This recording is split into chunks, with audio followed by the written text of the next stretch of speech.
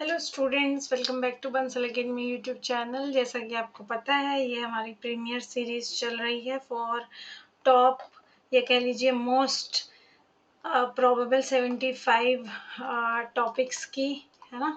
25 from each section, 25 from your organic, 25 from your inorganic and 25 from physical chemistry. Okay, ये आपका जो video है ये आपका ऑर्गेनिक केमिस्ट्री के लिए। हमारे अभी तक 3 टॉपिक जो है वो कंप्लीट हो चुके हैं ऑर्गेनिक के लिए।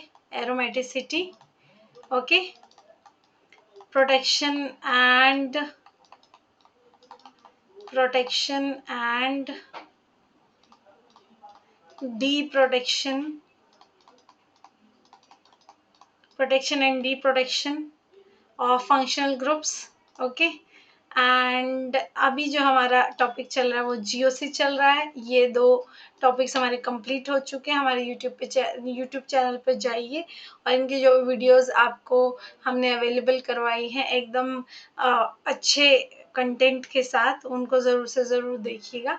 और अब हम शुरू करते हैं हमारा आज का कार्यक्रम, general organic chemistry. Last video में जो है आपको ये क्वेश्चन दिया था, किससे रिलेटेड था ये आपका?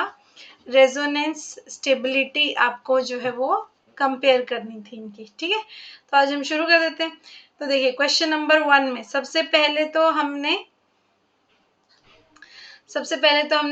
रेजोनेंस में पढ़ा था कि सबसे पहले जो आपको स्टेबिलिटी कंपेयर करते हुए सबसे पहले फैक्टर देखना, वो क्या देखना है? Charge neutrality. सबसे पहले क्या देखना होता है? चार्ज न्यूट्रलिटी, ठीक है। तो चार्ज न्यूट्रलिटी देखेंगे, इसमें कौन चार्ज वाइज कौन न्यूट्रल है आपका? Structure number 1। तो स्ट्रक्चर नंबर 1 सबसे ज्यादा स्टेबल हुआ। फिर दूसरे नंबर पे हम क्या देखते होते हैं? नंबर ऑफ पाई बॉन्ड्स, ठीक है। नंबर ऑफ पाई बॉन्ड्स किस में ज्यादा है? इन दोनों स्ट्रक्चर्स में से पाई बॉन्ड किस में ज्यादा है? थर्ड स्ट्रक्चर में, सिंपल। तो इसलिए सेकेंड स्ट्रक्चर सबसे लीस्ट स्टेबल हो गया, ठीक है। ओके, हाँ जी, सही है। ओके, नेक्स्ट चले। ओके, क्वेश्चन नंबर 2 में अगेन सबसे पहले देखो चार्ज न्यूट्रलिटी। चार्ज न्यूट्रल कौन से वाला है? फर्स्ट वाला है, ठीक है। ये क्या है? स्टेबिलिटी ऑर्डर है। क्या है ये? स्टेबिलिटी ऑर्डर है, ठीक है। स्टेबिलिटी ऑर्डर है, ठीक है। अब यहाँ पे देखिए ये आपका न्यूट्रल एटम है, सॉरी मॉलिक्यूल है, और यहाँ पर आपका जो है 4 सेपरेशन है सेकंड और थर्ड में। अब सेकंड और थर्ड में देखिए यहाँ पे नेगेटिव होना चाहिए, है ना। यहाँ पे नेगेटिव होगा,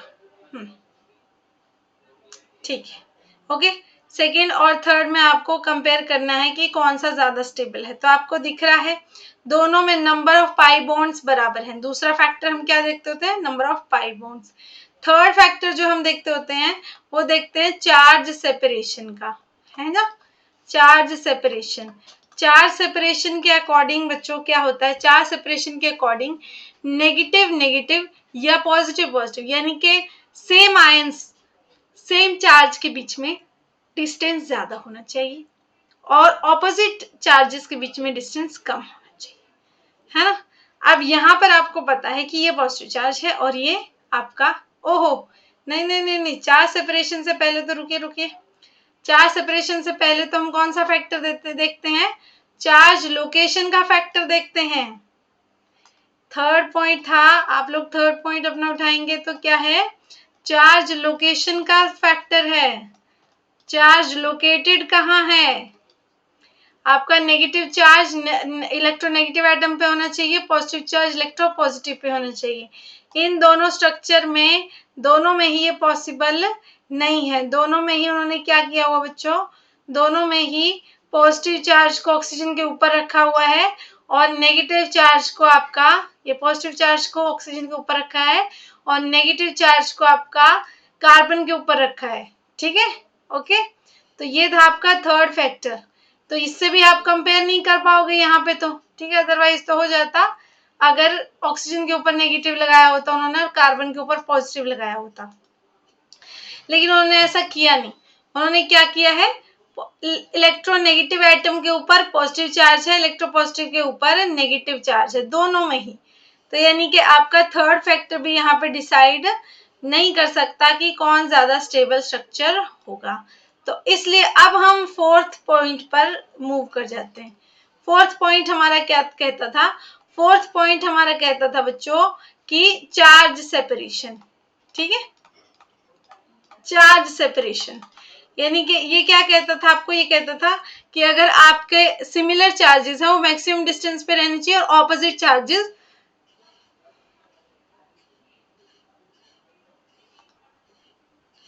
चार्जेस मिनिमम डिस्टेंस पे रहने चाहिए। अब आपको दिख रहा है आपको दिख रहा है स्ट्रक्चर नंबर 2 में पॉजिटिव चार्ज और नेगेटिव चार्ज सिर्फ कितना 1 2 और 3 1 3 पोजीशन पे है। लेकिन थर्ड स्ट्रक्चर में क्या है? 1 2 3 4 और 5 1 और 5 पोजीशन पे है। यहाँ पे पास में है ऑपोजिट चार्जेस, यहाँ पे ऑपोजिट चार्जेस एक दूसरे के मैक्सिमम डिस्टेंस पे हैं। ठीक है, इसलिए पर हमने क्या कहा कि ऑपोजिट चार्जेस क्या होने चाहिए? पास पास होने चाहिए। ठीक है, पास पास किस में हुए? ज्यादा पास पास किस में हुए? स्ट्रक्चर नंबर 2 में। स्ट्रक्चर नंबर 2 में अगर ज्यादा पास पास हुए तो यानी कि फर्स्ट के बाद सेकंड स्ट्रक्चर ज्यादा स्टेबल होगा और ये थर्ड स्ट्रक्चर ज्यादा स्टेबल। ठीक है, इसी के साथ हमारा जो रेजोनेंस का टॉपिक है वो खत्म हो जाता है और हम आ गए थे हमारे मेसोमेरिक इफेक्ट को डिस्कस करने के लिए। ठीक है, मेसोमेरिक इफेक्ट को डिस्कस करेंगे।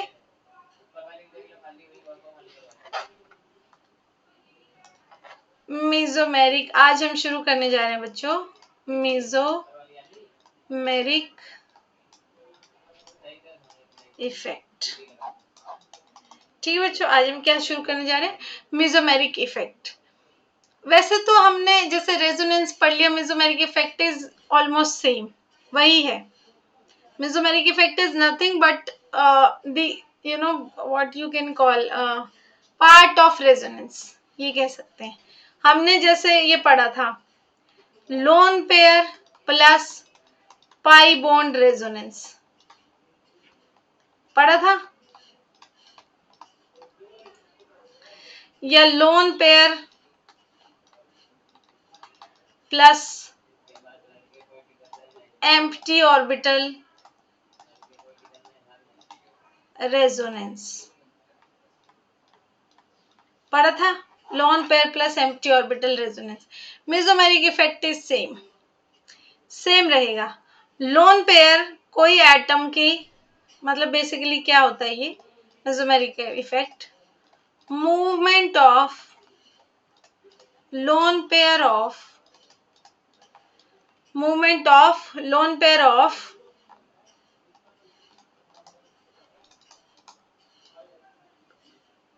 an atom, movement of lone pair of an atom completely, एक एटम के लोन पेयर की मूवमेंट करवाएंगे पूरे तरीके से। ओके, उसको हम मेसोमेरिक इफेक्ट कहते हैं। ठीक है, कोई भी सेम रहेगा रेजोनेंस की तरह ही, कोई नया सिग्मा बॉन्ड नहीं टूटेगा, कोई बॉन्ड जो है वो आपका कह लीजिए कि बॉन्ड नहीं, एटम जो है वो आपका कोई शिफ्ट नहीं होगा, कुछ नहीं होगा, सिर्फ movement of lone pair of an atom completely होगा, उसको हम मेसोमेरिक इफेक्ट कहेंगे। लेकिन इसमें आपको ध्यान रखना है कि सिर्फ लोन पेयर की मूवमेंट को दिखाना।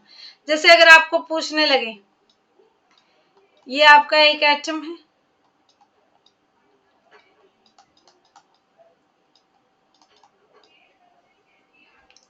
और ये है, ठीक है, फिनॉक्साइड आयन, ठीक है, फिनॉक्साइड आयन है और आपका एलाइलिक कटायन है। यहाँ पर क्या है? पाई बॉन्ड यहाँ मूव कर रहे हैं। ठीक है, ओके, रुकिए एक सेकेंड, इसको नहीं, और यहाँ देखिए ये इलेक्ट्रॉन यहाँ जाएंगे, ये यहाँ जा सकते हैं। तो आपको दिख रहा है OH ने अपने इलेक्ट्रॉन क्या किए हैं? पूरी तरीके से आपकी बेंजीन रिंग को डोनेट कर दिए। बचपन में हम इसको plus are effect of OH group बोलते थे। ठीक है, बस हमने बड़े होके वो रेजोनेंस का तो हमने पढ़ लिया कि रेजोनेंस की एक फॉर्म होती है, मेसोमेरिक इफेक्ट कहते हैं इसको। तो अब हम plus M minus M effect पढ़ लेंगे।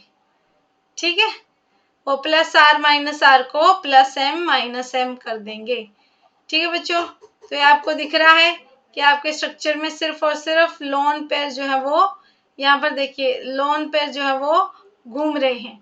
लोन पेयर घूमते हैं तो उसको हम क्या कहते हैं, मेसोमेरिक इफेक्ट कहते हैं। क्या कहते हैं, मेसोमेरिक इफेक्ट कहते हैं।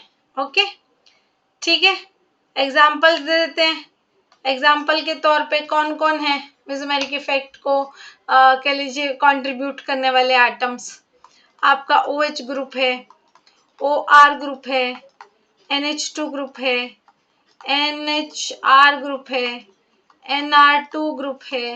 हेलोजेंस हैं सारे के सारे, फ्लोरीन हो गया, क्लोरीन हो गया, ब्रोमीन हो गया, आयोडीन हो गया। ठीक है, इसके अलावा SH हो गया। ठीक है, PH2 हो गया, फॉस्फोरस है ये। ठीक है, फॉस्फोरस है। अच्छा, ये तो होगी न्यूट्रल स्पीशीज सारी।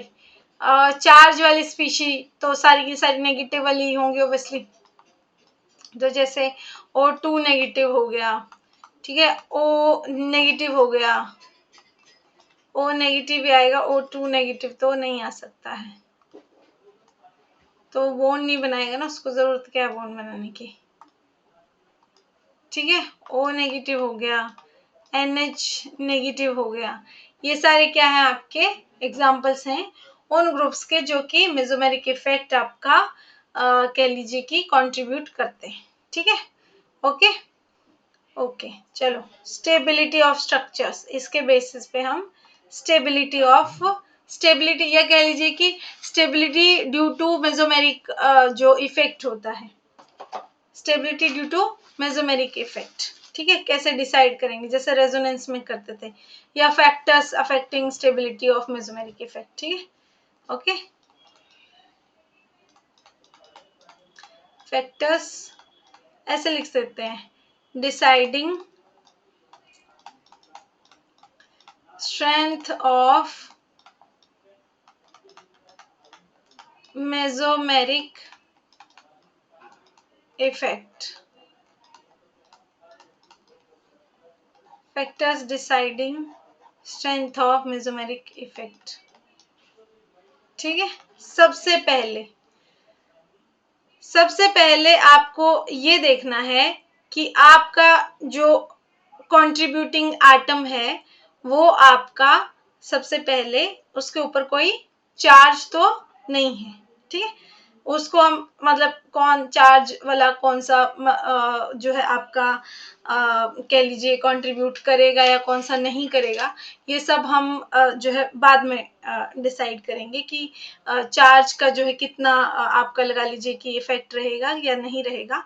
वो सब हम सबसे पहले देखेंगे, सबसे बाद में देखेंगे। सबसे पहले देखेंगे कि आपका जो एटम जो ओवरलैप करने की कोशिश कर रहा है या कह लीजिए इलेक्ट्रॉन कंट्रीब्यूट कर रहा है, उसकी साइज क्या है। बेसिकली चार्ज हम बाद में देखेंगे। ठीक है, सबसे पहले हम साइज देखेंगे। साइज कह लीजिए एटम का आपका, कह लीजिए आप ओवरलैपिंग ये कह लीजिए, क्योंकि ये सारे के सारे मेसोमेरिक इफेक्ट हम ग्रुप्स का पढ़ रहे हैं, डिफरेंट डिफरेंट ग्रुप्स का, जब वो कहाँ है कार्बन के साथ बॉन्ड बना रहे होंगे। कब, जब वो कार्बन के साथ बॉन्ड बना रहे होंगे। कार्बन की कौन सी ऑर्बिटल ओवरलैप करती होती है, हमेशा 2p। तो जो यहाँ पे मेसोमेरिक इफेक्ट देने वाला एटम होगा, जिन जिन का भी 2p ऑर्बिटल होगा, क्योंकि 2p ऑर्बिटल और 2p ऑर्बिटल के बीच में ज्यादा अच्छी ओवरलैपिंग हो सकती है, उतना ही ज्यादा उनका क्या होगा, मेसोमेरिक इफेक्ट होगा। ओके, तो यहाँ पे हम लिख देते हैं, इस फैक्टर में आप लिख लीजिए,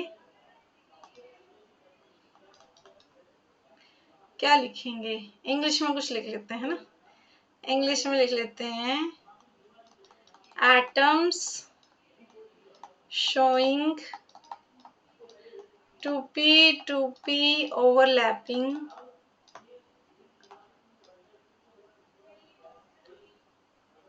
overlapping between the carbon atom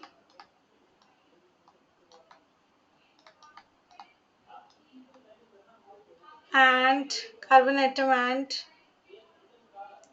the mesomeric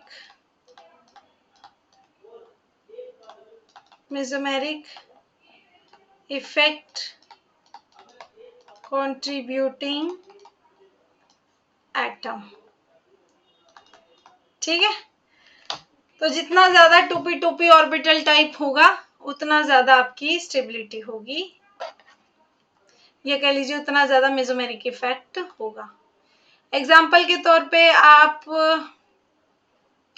इसको डिस्कस करिए। मान लीजिए RCH कार्बोकेटायन और ये यहाँ पे OH है और RCH कार्बोकेटायन SH। ऑक्सीजन का क्या 2p, सल्फर 3p। ज्यादा मेसोमेरिक इफेक्ट कहाँ होगा, यहाँ। ऑक्सीजन का ज्यादा मेसोमेरिक इफेक्ट होगा। ठीक है, हो गया डिसाइड। ठीक है, एक और एग्जांपल कर लीजिए। ये आपका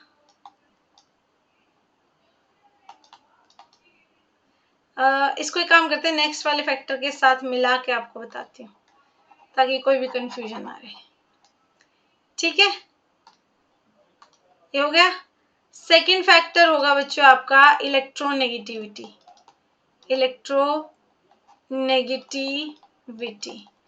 अब आपको पता है मेसोमेरिक इफेक्ट में आपके एटम को क्या करना होता है, अपने इलेक्ट्रॉन कंप्लीटली डोनेट करने होते हैं।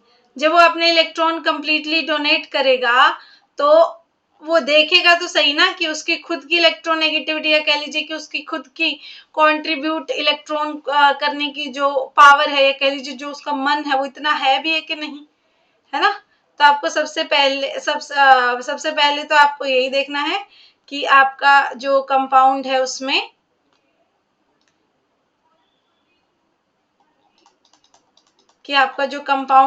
क्या होना चाहिए, 2p ऑर्बिटल होनी चाहिए 2p 3p ऑर्बिटल की जगह पे। ठीक है, तो सबसे पहले तो आप यही देखेंगे। सेकंड नंबर पे आप देखेंगे इलेक्ट्रोनेगेटिविटी। ठीक है, greater the electronegativity of the atom lesser will be its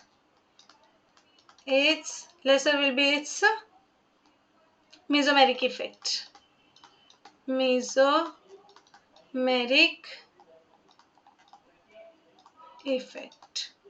उतना ही कम उसका मेसोमेरिक इफेक्ट होगा।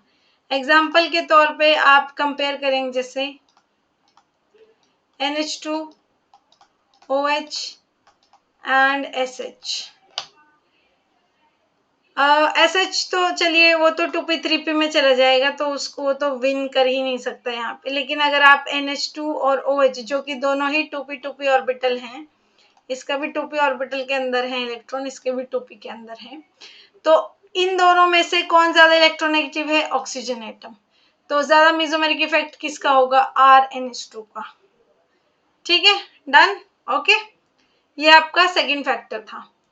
यहीं पे आप एक और एग्जांपल समझ लीजिए।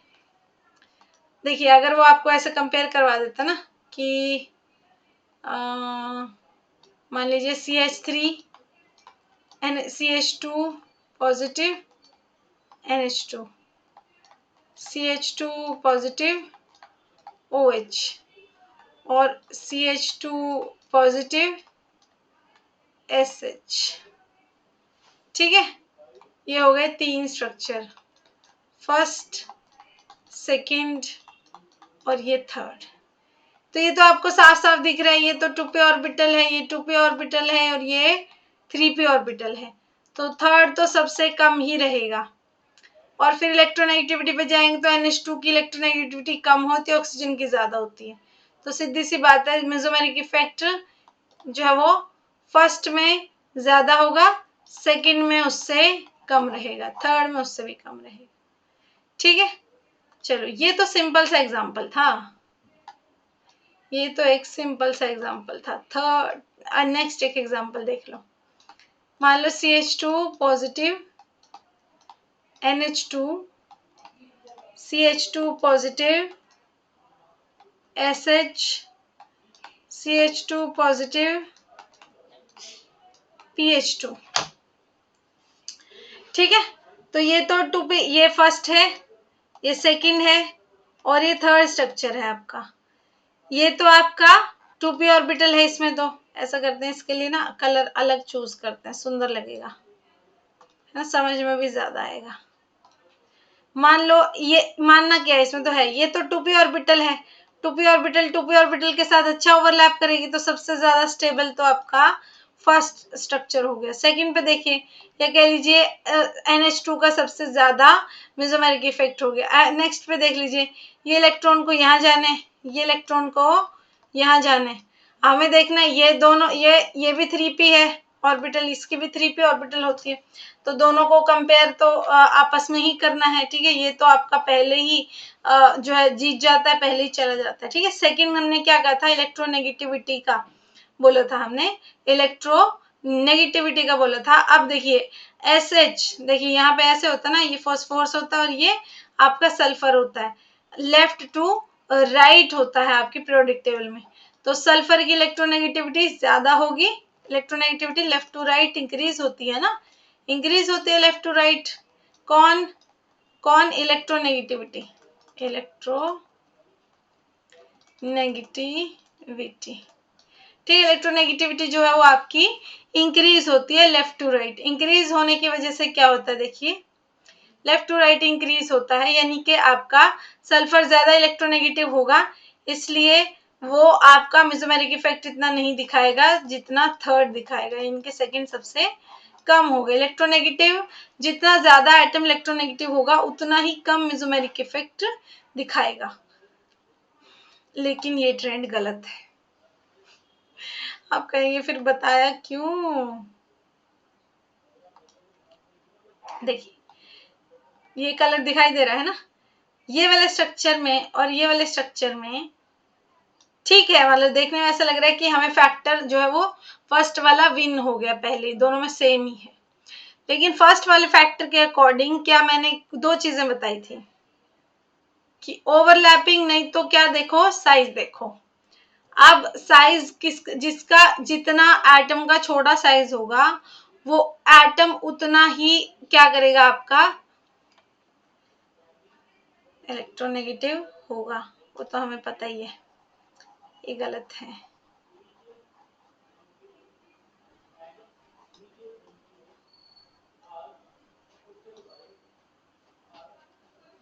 ठीक है, तो इसके अकॉर्डिंग क्या होगा अभी, एक्चुअली इसका असली ट्रेंड होगा बच्चों फर्स्ट फिर थर्ड में आपका मेसोमेरिक इफेक्ट ज्यादा होगा और सेकंड में आपका मेसोमेरिक इफेक्ट कम होगा। ठीक है, क्यों थर्ड में ज्यादा क्यों हो गया, थर्ड में ज्यादा क्यों हो गया, थर्ड में ज्यादा इसलिए हो गया, यहाँ पे एक्चुअली आपका जो फॉस्फोरस है वो साइज वाइज जो है कार्बन के आसपास ही आ जाता है ना। क्या कहाँ पे होता है आपका, ये कार्बन होता है, यहाँ पे नाइट्रोजन होता है, यहाँ पे फॉस्फोरस होता है, यहाँ पे सल्फर होता है। कार्बन और फॉस्फोरस का जो साइज है वो ऑलमोस्ट बराबर बराबर नहीं कह सकते, मतलब आसपास आ जाता है कंपेयर टू सल्फर। ठीक है, कंपेयर टू सल्फर, सल्फर से कंपैरिजन में जो है कार्बन फॉस्फोरस का साइज ऑलमोस्ट जो है फिर भी कंपेरेबल रहता है, इसलिए यहाँ पे, इसलिए फॉस्फोरस के केस में ज्यादा ओवरलैपिंग हो जाती है, ज्यादा जल्दी आपका PH2 ग्रुप जो है वो इलेक्ट्रॉन अपने दे देता है। इसको आप या तो एक्सेप्शन में रख लीजिएगा, है ना, या तो आप इसको एक्सेप्शन में इस एग्जाम्पल को रख लीजिएगा, गलती से भी आपको सेकंड पॉइंट अप्लाई नहीं करना, पहले वाला पॉइंट ही अप्लाई करना है। ठीक है, ओके, इतना हो जाएगा। चलिए थर्ड फैक्टर आपका क्या होता है, पेन का कलर चेंज कर लेते हैं। थर्ड फैक्टर आपका क्या आ जाएगा, इलेक्ट्रोनेगेटिविटी का आ गया। इलेक्ट्रोनेगेटिविटी में हमने क्लोरीन फ्लोरीन इनको भी कंपेयर कर लेना है, ठीक है, इसमें एक बार कर लेते हैं। ठीक है, यहाँ पर हम थोड़ा सा, ठीक है, मान लीजिए आपको कंपेयर करना हो फ्लोरीन क्लोरीन और ब्रोमीन को, किसका ज्यादा इलेक्ट्रोमेरिक इफेक्ट मेसोमेरिक इफेक्ट होगा, फ्लोरीन का सबसे कम होगा इसके अकॉर्डिंग। ठीक है, क्लोरीन का, अच्छा यहाँ इनको कंपेयर कर ही नहीं सकते आपस में, ये तो 2p 3p वाला फैक्टर आ जाएगा इसमें, तो है ना, इनको ऐसे कंपेयर नहीं कर सकते हैं, इलेक्ट्रोनेगेटिविटी के बेस पे कंपेयर नहीं कर सकते हैं। ठीक है, अगला आपका फैक्टर आ जाता है बच्चों क्रॉस रेजोनेंस का। क्रॉस रहने देते हैं, उसको नहीं कर रहे, फिर रेजोनेंस का एक साथ करेंगे, एक साथ मिक्सअप क्वेश्चन में करेंगे। Cross resonance, greater the cross resonance, greater the cross resonance, lower the mesomeric effect, mesomeric effect। ठीक है, तो क्रॉस रेजोनेंस क्या होती है, मतलब लेफ्ट साइड पे भी आपकी रेजोनेंस हो रही हो और राइट साइड पे भी हो रही हो, दोनों तरफ जब आपकी रेजोनेंस हो रही होती है उसको हम क्रॉस रेजोनेंस बुलाते होते हैं। ठीक है, इस पे बेस्ड कुछ क्वेश्चंस मेरे पास हैं, वो हम कर लेंगे। ठीक है, तो क्रॉस रेजोनेंस का एग्जांपल दे देती हूँ, जैसे कि अगर मान लो यहाँ पर एक तो ये ऑक्सीजन लगा हुआ है और एक लगा हुआ है ये वाला ऑक्सीजन, यहाँ पे क्या है, ये लोन पेयर यहाँ से यहाँ जा सकते हैं, यहाँ जा सकते हैं, लेकिन यहाँ पे ये लोन पेयर के पास चॉइस है, वो यहाँ से होते हुए यहाँ जा सकता है या यहाँ से होते हुए यहाँ जा सकता है। ठीक है, इससे क्या होगा, ये ऑक्सीजन की जो कंट्रीब्यूशन है मेसोमेरिक इफेक्ट की, वो थोड़ी इस तरफ बढ़ गई, थोड़ी उस तरफ बढ़ गई, थोड़ी थोड़ी बढ़ गई बर, है ना, किसी भी एक कार्बोनिल को पूरे तरीके से ऑक्सीजन के जो इलेक्ट्रॉन्स है वो नहीं मिल पाएंगे। क्यों, क्योंकि जब ये इसको इलेक्ट्रॉन दे रहा होगा, मान लीजिए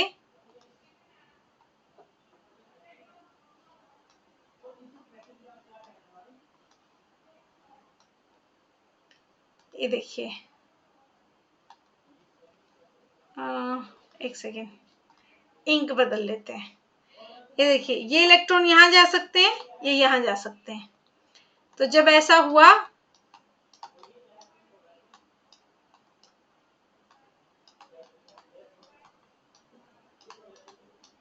ये बन गया, और क्या हो सकता है, ये इलेक्ट्रॉन यहाँ जा सकते हैं और ये यहाँ जा सकते हैं।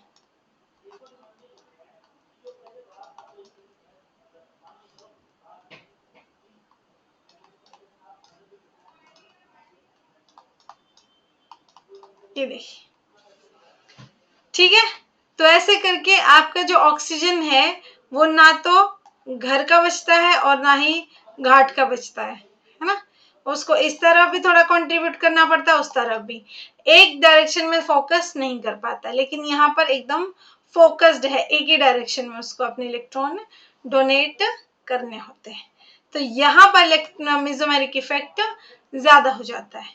ठीक है, ठीक है, याद रखना है, अभी तक 3 फैक्टर पढ़ चुके हैं, तीनों क्योंकि तीनों के तीन अप्लाई भी करने हैं। फिर फर्स्ट सबसे पहला फैक्टर पढ़ा था साइज का फैक्टर, ठीक है, साइज और ओवरलैपिंग इसको बोल सकते हैं।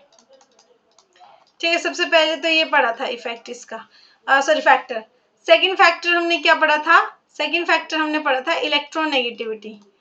इसी सीक्वेंस में क्वेश्चंस पे अप्लाई करना है इसको, इलेक्ट्रो नेगेटिविटी, क्या इलेक्ट्रोनेगेटिविटी। थर्ड देखो, थर्ड में क्या पढ़ा हमने, थर्ड में हमने क्या पढ़ा, cross cross resonance, cross resonance. Fourth point में हमने क्या पढ़ा बच्चों, क्रॉस रेजोनेंस। फोर्थ पॉइंट में क्या पढ़ा, पढ़ा ही नहीं अभी फोर्थ पॉइंट तो, ठीक है, तो कर लेते हैं। फोर्थ पॉइंट क्या कहता है, फोर्थ पॉइंट है हमारा स्टेरिक हिंड्रेंस का। स्टेरिक हिंड्रेंस का है हमारा फोर्थ पॉइंट।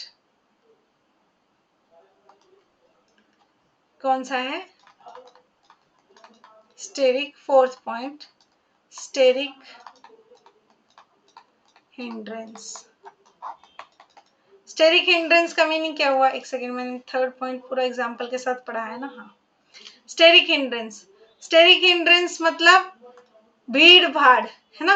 भीड़ भाड़ जितनी ज्यादा होगी, ग्रेटर द स्टेरिक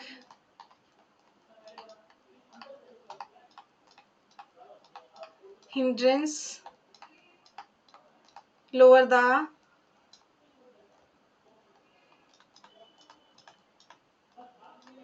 mesomeric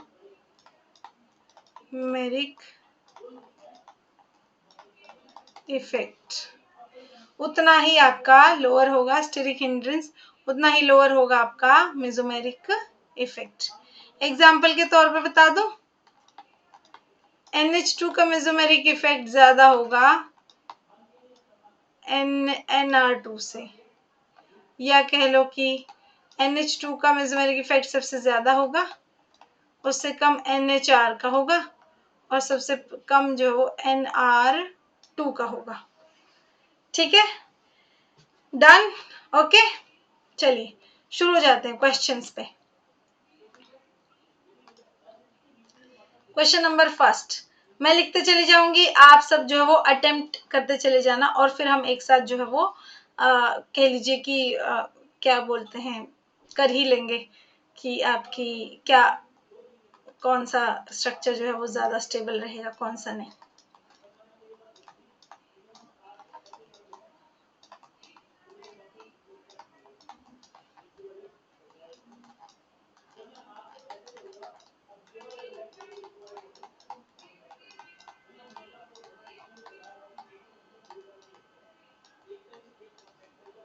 ये क्वेश्चन कर दीजिए, ठीक है। यहाँ से वीडियो जो है थोड़ी स्लो चलेगी, क्योंकि मुझे क्वेश्चंस लिखने भी हैं, देखने भी हैं कौन सा क्वेश्चन इससे रिलेटेड है, और आपको लिख के भी देने हैं। तो आप यहाँ से जो है अपनी वीडियो की स्पीड बढ़ा लीजिए, ठीक है। मैं फटाफट क्वेश्चंस लिख देती हूँ। ये NH2 आपको कंपेयर करना है प्लस एम इफेक्ट, ठीक है। यहाँ पे चलिए मैं एंड में लिख दूंगी, ये आपका NH C double bond O CH3, फिर है आपका Cl ग्रुप, और फिर है आपका फ्लोरीन ग्रुप, ठीक है। कंपेयर प्लस एम इफेक्ट, किसका ज्यादा होगा किसका कम होगा, ठीक है। थर्ड क्वेश्चन पे चलिए, स्टेरिक फैक्टर हो गया है, ये वाला क्वेश्चन दे देते हैं। NH2 OMe Cl और HS और HS compare same, compare plus M effect, ये लिखूंगी नहीं मैं, आप बार बार में वीडियो में आप खुद लिख लेना, ठीक है।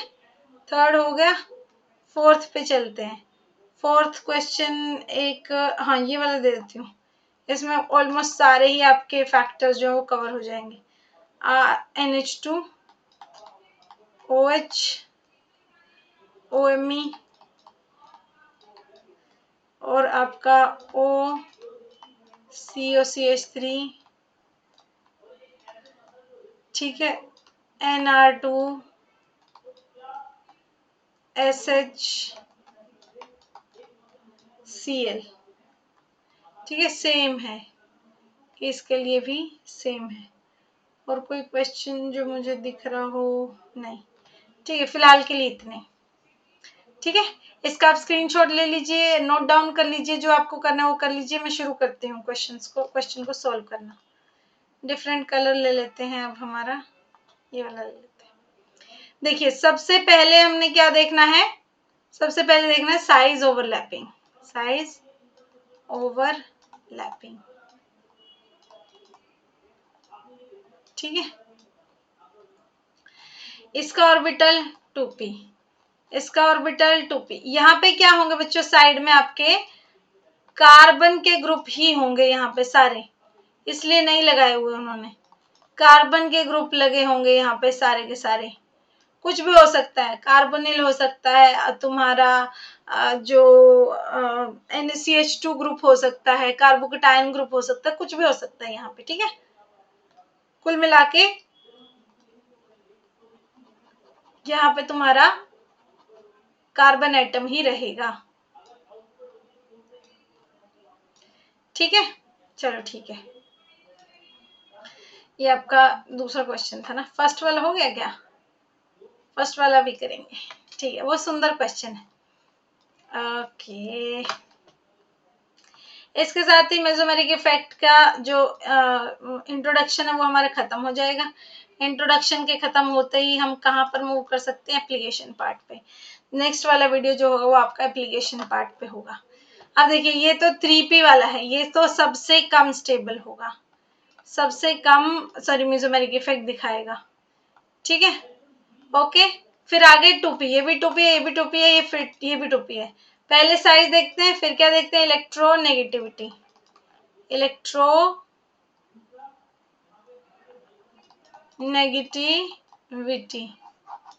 इलेक्ट्रोनेगेटिविटी देख लीजिए, फ्लोरीन की इलेक्ट्रोनेगेटिविटी ज्यादा होती है तो फ्लोरीन उसके बाद आ गया, इन दोनों की तो ऑलमोस्ट सेम होती है।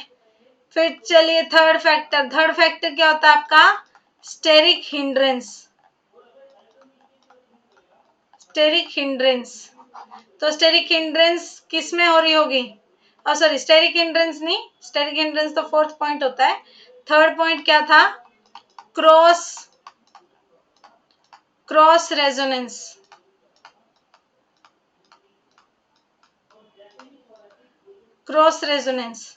तो ये इलेक्ट्रॉन यहाँ जा सकते हैं, ये इलेक्ट्रॉन्स यहाँ जा सकते हैं। इसमें क्रॉस रेजोनेंस प्रेजेंट नहीं, जितनी ज्यादा क्रॉस रेजोनेंस होती है उतना कम मेसोमेरिक इफेक्ट होता है। तो क्रॉस रेजोनेंस तो किस में पॉसिबल हो रही है? हमारी अमाइड वाले में, है ना। NH3 लिखा हुआ है यहाँ पे मैंने, ओफो, NH2 आएगा बच्चों, आप लोग खुद भी ठीक कर लेना, इतनी सी बात है तो, ठीक है।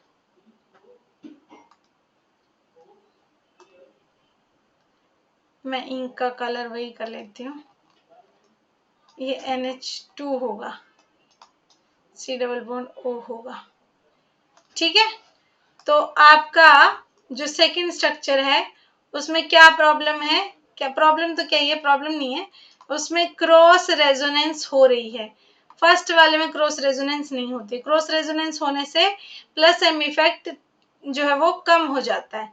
इसलिए आपका इसके बाद, इसका मतलब ये है कि एनिलीन, अरे कहाँ गया हमारा पेन, इसका मतलब ये है बच्चों कि आपका एनिलीन जो है, जो आपका एनिलीन बोल रहे हो, NH2 ग्रुप है, उसका मेसोमेरिक इफेक्ट सबसे ज्यादा होगा, और फिर आपका NH2C double bond OR group को होगा, ठीक है।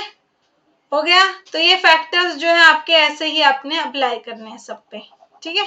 क्वेश्चन नंबर 3 पे चलते हैं, इसको नोट डाउन कर लीजिएगा।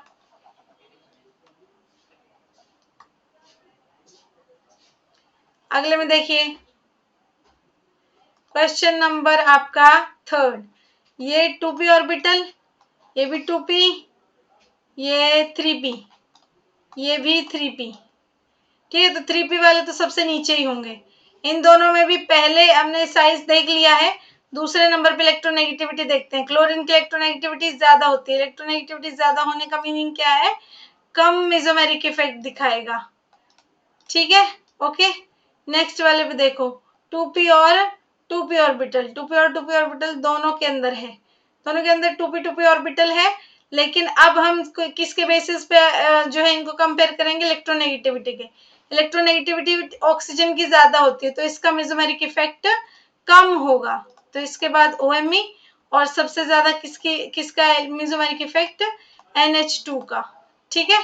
ये थोड़ा सा यहाँ पे भीड़ मच रखी है ना, थोड़ा सा ऊपर लिख लेते हैं, थोड़ा आंसर यहाँ पे लिख देती हूँ, यहाँ पे है तो सही जगह। ये देखिए, सबसे कम क्लोरीन का, फिर SH का, उसके बाद OMe का, ठीक है। और सबसे ज्यादा जो हुआ वो आपका NH2 का।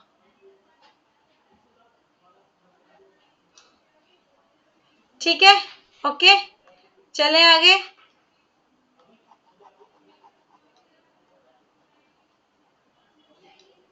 ठीक है, लास्ट वाले क्वेश्चन पे चलते हैं और इसी के साथ इस सेशन को कंप्लीट करते हैं। ये आपका NH2, ये OH, ये OMe, यहाँ पे क्या था क्वेश्चन देखना पड़ेगा मुझे पे। ये था। ठीक है, ठीक है, शुरू कर लेते हैं हमारा कार्यक्रम। सबसे पहले हमने देखना साइज। तो ये है आपका 2p, ये भी 2p, ये भी 2p, इसको दिखाना है हमने, ये भी 2p, ये भी 2p, और ये भी आपका 2p, और ये आपका 3p। तो साइज में तो सबसे कम किसका साइज है? क्लोरीन का। तो क्लोरीन जो है वो सबसे कम मेसोमेरिक इफेक्ट देगी। फिर देखिए ये भी 3p है, फिर कौन देगा? SH देगा। ये दोनों 3p हैं, तो 3p में से कौन जीतता है? ज्यादा इलेक्ट्रोनेगेटिव, ज्यादा इलेक्ट्रोनेगेटिव Cl है। फिर SH हो गया। अब देखिए ये बाकी सारे के सारे क्या हैं? 2p ऑर्बिटल लिए हुए हैं। तो पहला फैक्टर तो हमने इनमें देख लिया कि पहले फैक्टर के अकॉर्डिंग तो हमने चीजें बाहर कर दी। ये रहा, ये खो जाता है मुझसे पॉइंटर बहुत बार। ठीक है, तो पहला पॉइंट तो हमने कर दिया, पहला पड़ाव पार। ठीक है, उनसे उन्होंने हमसे क्या पूछा है? और सॉरी, इसके बाद हमको कौन सा फैक्टर लगाना है? इलेक्ट्रोनेगेटिविटी का फैक्टर लगाना है।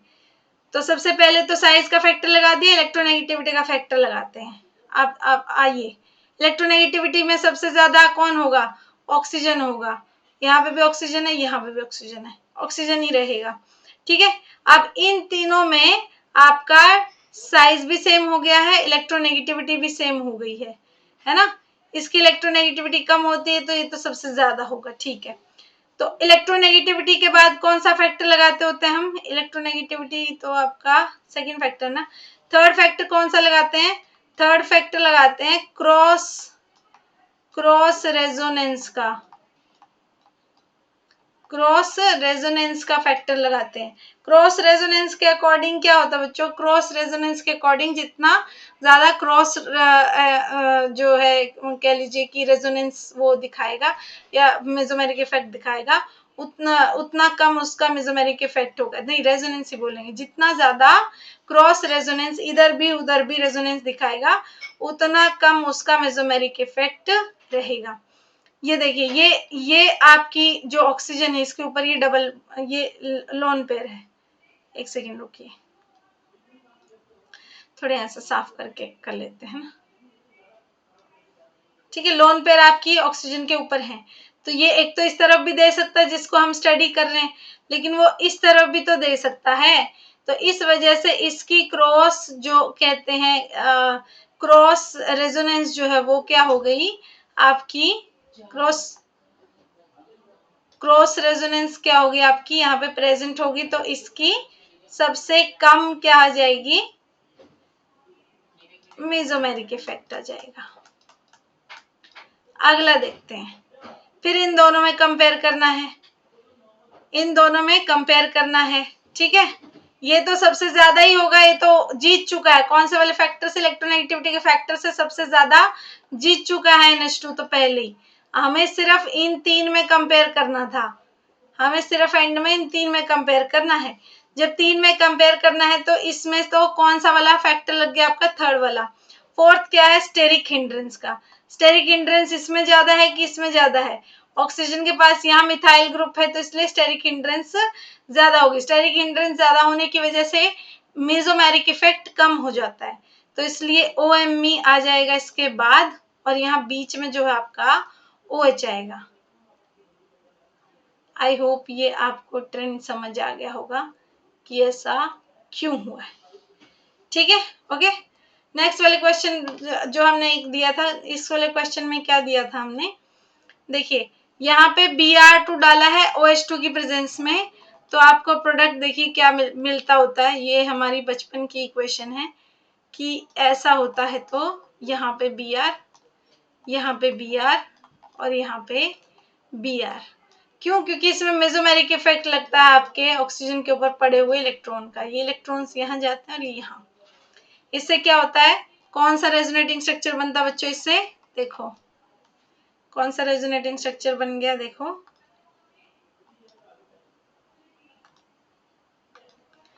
तो ये आपकी O double bond OH positive, और यहाँ पे आपका आ गया नेगेटिव चार्ज। ये नेगेटिव चार्ज कूद के यहाँ, ये इलेक्ट्रॉन्स यहाँ। तो रेजोनेटिंग स्ट्रक्चर की हेल्प से आपको दिख रहा है कि ऑर्थो और पैरा पोजीशन पे बहुत सारा नेगेटिव चार्ज पड़ा हुआ है। बहुत सारा नेगेटिव चार्ज पड़ा होने की वजह से क्या हो गया, आपका ब्रोमीन पॉजिटिव जो Br2 से निकलता है, ब्रोमीन पॉजिटिव, वो यहाँ पे भी अटैक कर सकता है और यहाँ पे भी अटैक कर सकता है। लेकिन यहाँ देखो दूसरे वाले में, देखो यहाँ पे जो है आपका क्रॉस रेजोनेंस जो है वो हो रहा है, यानी कि ऑक्सीजन यहाँ इलेक्ट्रॉन देके यहाँ इलेक्ट्रॉन डेंसिटी बढ़ा तो सकती है, लेकिन कार्बोनिल भी उसके साइड में, तो वो बोलेगा कि तू बेंजीन को जाके क्यों इलेक्ट्रॉन दे रही है, तू मुझे इलेक्ट्रॉन दे और मैं स्टेबलाइज हो जाऊंगा। ऐसे में इस ऑक्सीजन का मेसोमेरिक इफेक्ट जो है वो कम हो जाता है। मेसोमेरिक इफेक्ट कम हो जाने की वजह से electron density at ortho position and para position is low. जब ये अगर लो होगी तो यानी कि एक टाइम पर या तो ऑर्थो पोजीशन ही पॉसिबल होगा या पैरा पोजीशन ही पॉसिबल होगा, इसलिए आपका प्रोडक्ट बनता होता है ये।